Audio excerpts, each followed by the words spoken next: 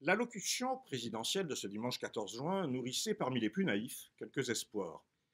Nombreux, sans l'avouer, voulaient y croire, Macron à la télévision parlerait vite et de façon catégorique. Au mieux, il démissionnerait pour tenter de relégitimer ou de légitimer tout simplement son pouvoir personnel par une nouvelle élection présidentielle. Au pire, il annoncerait la dissolution de l'Assemblée nationale pour tenter de régénérer une majorité qui, durant 2 ans, aura brillé par sa docilité et sur le fond sa nullité. D'une façon ou d'une autre, il devrait prendre une initiative qui chamboulerait la vie politique et permettrait peut-être de redistribuer les cartes. Mais il n'en a rien été.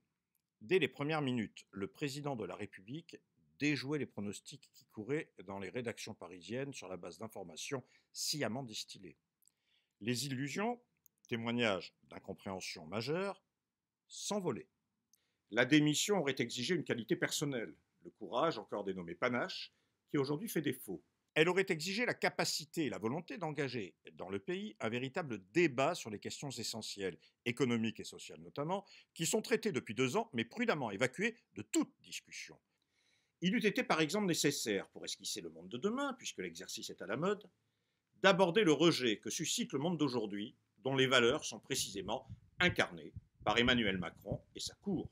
Il eût fallu pour Emmanuel Macron défendre ouvertement et frontalement la liquidation des retraites en reprenant sa réforme, l'amputation des libertés imposée par les différentes lois d'urgence, la diminution des indemnisations, comme l'impose aussi sa réforme de l'assurance chômage, la mise à mal des services publics, comme l'a mis au premier plan la crise sanitaire avec l'hôpital et la santé en général, mais aussi affirmer les attaques en cours ou en préparation contre l'enseignement, l'emploi, les salaires et quelques autres questions qui auraient alors trouvé une caisse de résonance assourdissante pour le pouvoir démissionnaire, bien incapable de jouer son jeu à cartes retournées. La dissolution présentait une difficulté supplémentaire.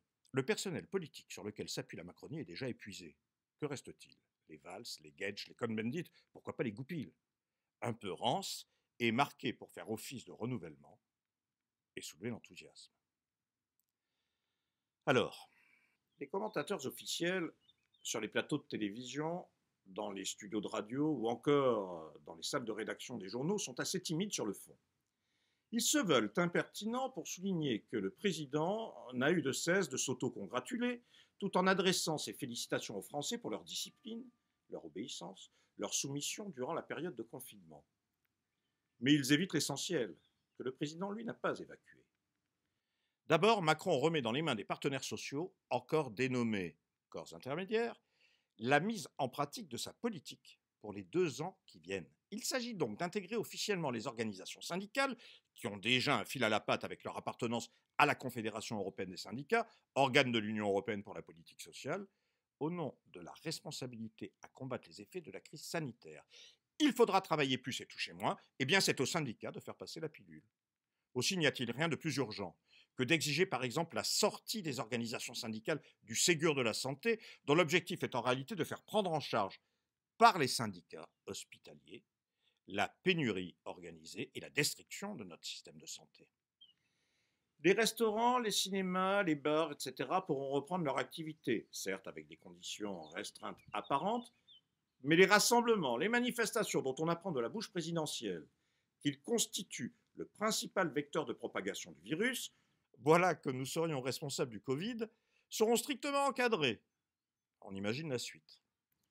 La crise sociale va coûter cher, dit aussi le président, mais qui paiera? Pas les impôts des plus riches surtout, pas les revenus des actionnaires. Non, mais qui alors? Sans le dire, Emmanuel Macron reprend à son compte les vieilles recettes, qui consistent à taxer le peuple dans son ensemble, histoire d'épargner les privilégiés, ses soutiens, ses donneurs d'ordre.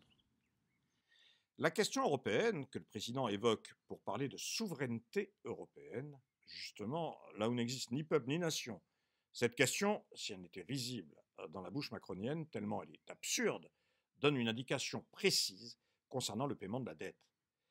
C'est sans doute la Grèce à grande échelle que prépare l'Union européenne, avec la complicité des gouvernements français et allemands notamment.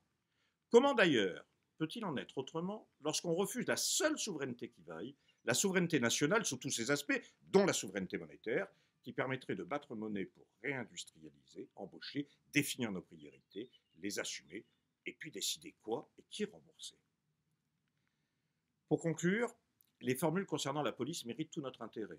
Emmanuel Macron, sans distinction, sans réserve, accorde toute sa confiance au nom de la nation à une police qu'on fait mine de découvrir sur l'affaire Traoré, mais qui s'est bien distinguée durant la mobilisation des Gilets jaunes, agissant comme une milice privée, chargée d'énucléer, d'estropier, de mutiler. Ne nous y trompons pas, cette indulgence à l'égard de la police, tout corps confondu, est assez intéressée.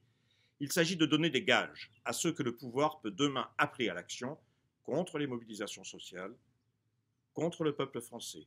Durant la pandémie, Emmanuel Macron, pour cacher ses responsabilités, a abusé du terme « nous sommes en guerre ». Eh bien, rendons au Roitelet ce qui lui revient de droit. Oui, nous sommes bien en guerre.